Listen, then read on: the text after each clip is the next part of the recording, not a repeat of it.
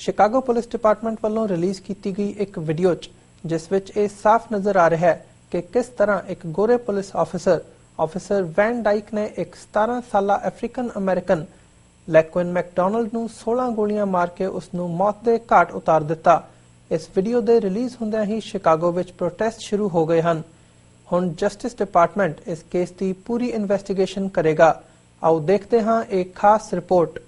On Monday, U.S. Attorney General Loretta Lynch opened a civil rights investigation into Chicago Police Department's use of force, which was caused by the 2014 shooting of a black teenager, Laquan Mcdonald.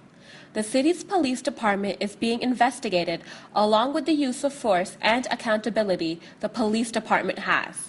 Bites start playing.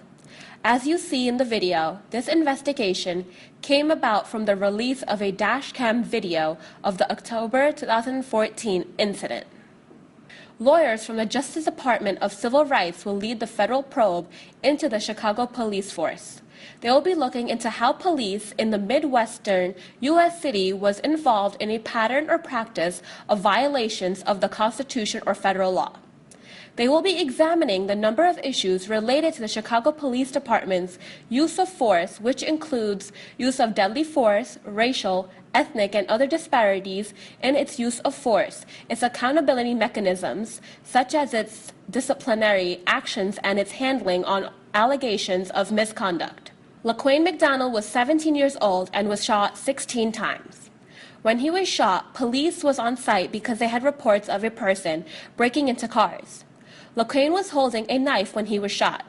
Officer Jason Van Dyke stated he shot to protect himself, but out of all the officers on site, he was the only one to shoot Laquan.